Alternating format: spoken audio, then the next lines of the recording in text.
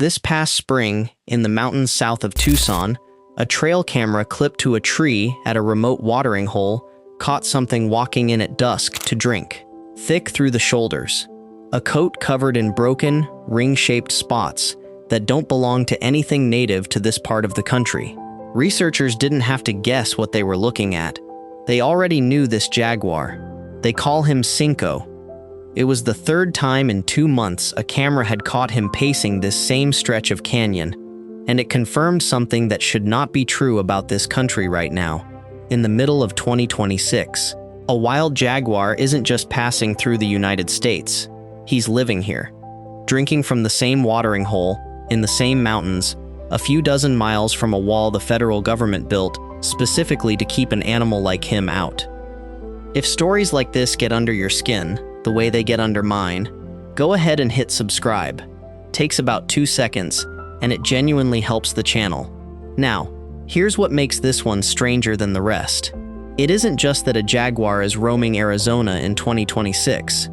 It's that we can point, almost mile for mile, to the wall built specifically to stop this from happening. And somehow, one keeps getting past it. Not once. Repeatedly. For 30 years, right up to this spring. To understand how strange that is, you first have to understand how completely we erased this animal from this country. Jaguars aren't foreign to North America. Long before there was an Arizona, they ranged across the entire American Southwest, into Texas, into Louisiana, occasionally as far as California, and north to the rim of the Grand Canyon. Theodore Roosevelt wrote about hunting them in the Southwest. This was jaguar country, and it had been for thousands of years.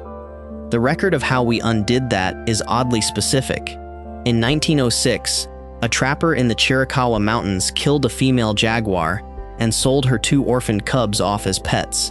In 1932, a federal predator control agent shot another female in a pine forest on the south rim of the Grand Canyon, the same rim tourists were already visiting to admire how untouched it looked. Trappers on the government payroll, counties paying cash bounties for a dead jaguar scalp, ranchers protecting cattle any way they could. It worked exactly as intended. In late September of 1963, a 24-year-old named Terry Penrod was out varmint hunting near Big Lake in Arizona's White Mountains. The light was almost gone. A shape moved through the trees, no visible spots or stripes in the dusk, and he fired once. A friend asked him what he'd shot. "I killed a big bobcat," Penrod said. It wasn't a bobcat. It was a female jaguar, and to this day, it is the last one this country has ever confirmed. 63 years, not one female since. That single fact should have ended this story.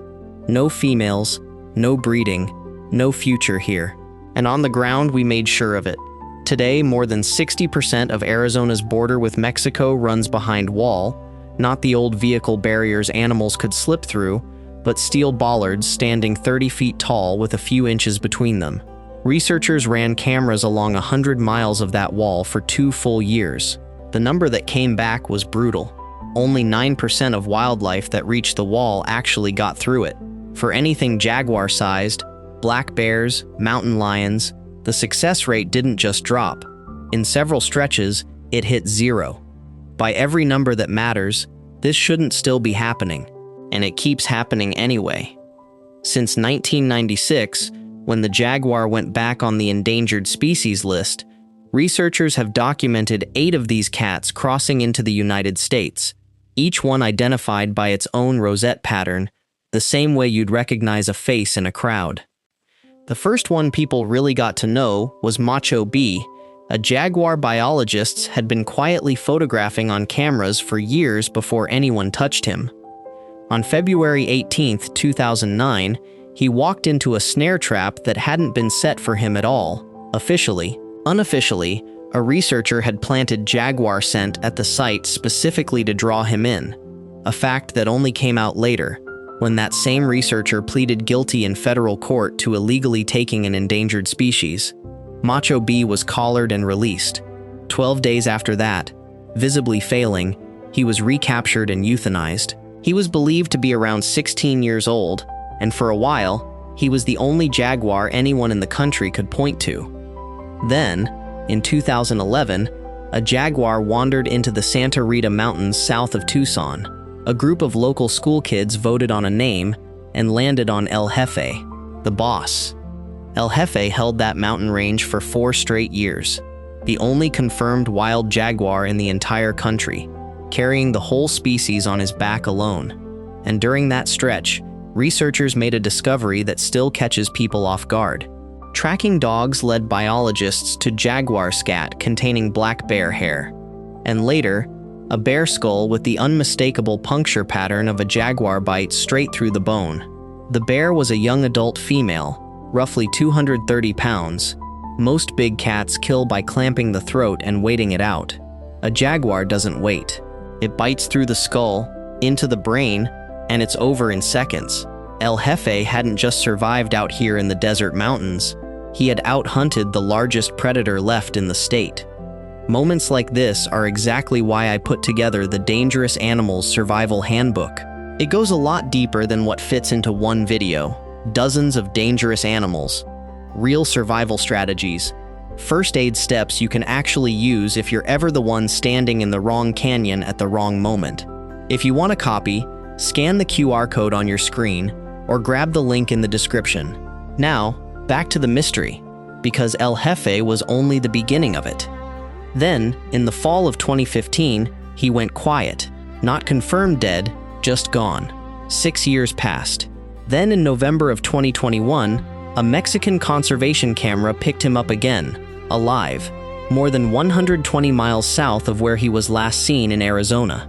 An aging jaguar who had crossed one of the most fortified borders on the continent and lived to walk back across it a second time. He wasn't the only name on the list. Sombra turned up in the Chiricahua Mountains in 2016. Yooko worked the Huachucas that same year. Then, in December of 2023, a hobbyist named Jason Miller checked a trail camera he'd been running for 5 years on a mesquite tree in the Huachucas and found a jaguar nobody had a name for yet. The 8th cat documented in the country since 1996.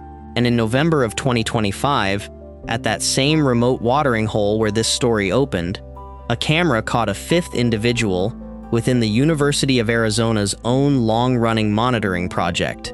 That's Cinco, the cat you just watched walk into frame this spring. Since that first November appearance, he's turned up on camera roughly 20 times, most recently pacing that same stretch of mountains south of Tucson, drinking from the same water source at dusk, like he already knows this ground belongs to him.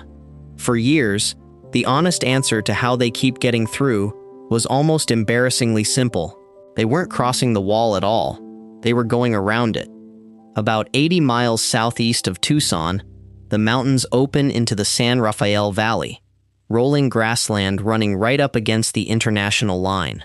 For decades, this stretch of border wasn't wall at all.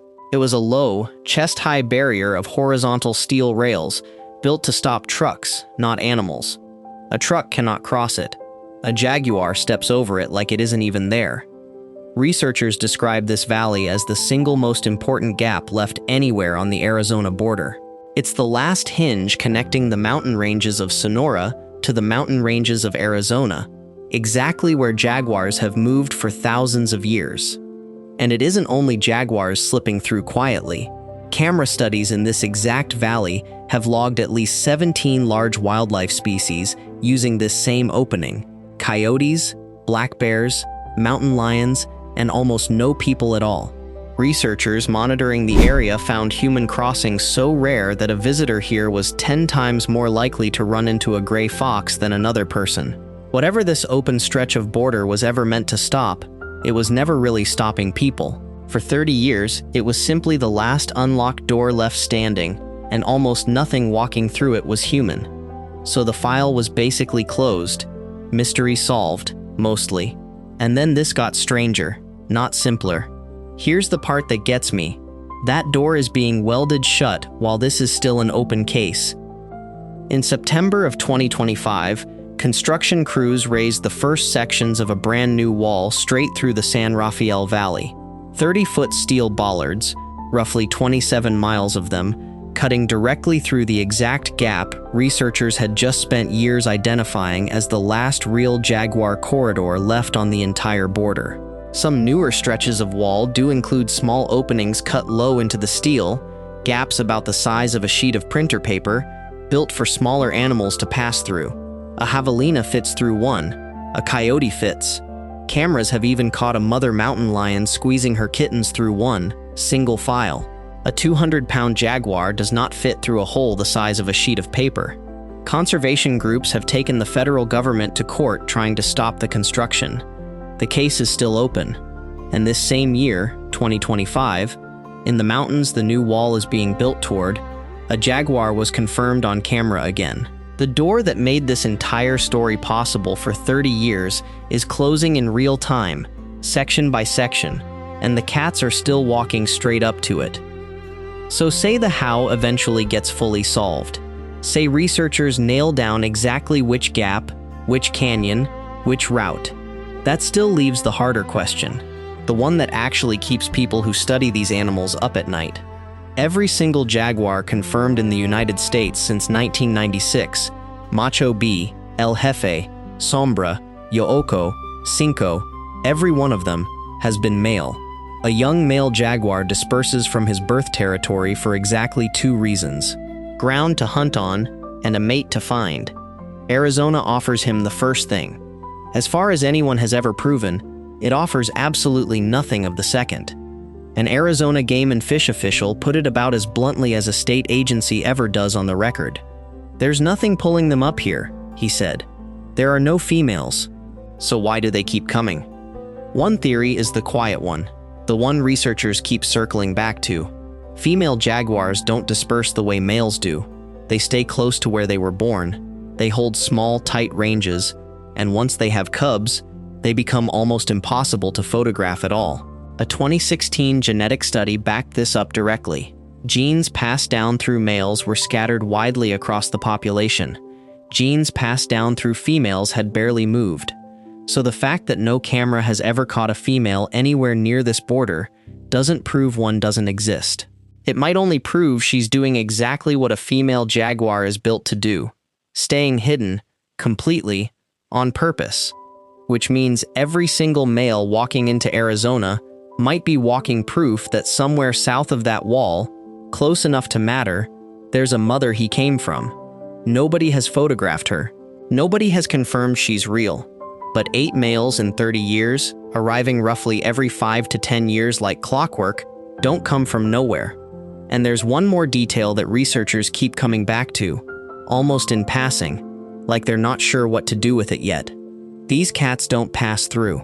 Cinco has now been caught on camera at the same watering hole, in the same canyons, roughly 20 separate times since he first showed up.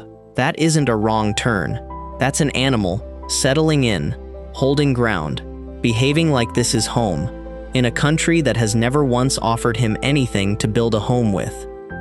The Sky Islands are still standing the way they've stood for a million years, holding their water and their deer above the desert floor. The wall keeps rising, section by section, valley by valley.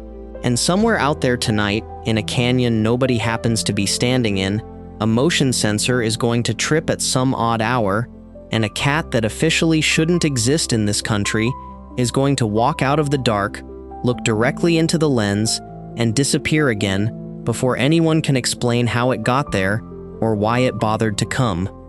Which one of these cats would you least want to run into on a trail at dusk? Tell me in the comments.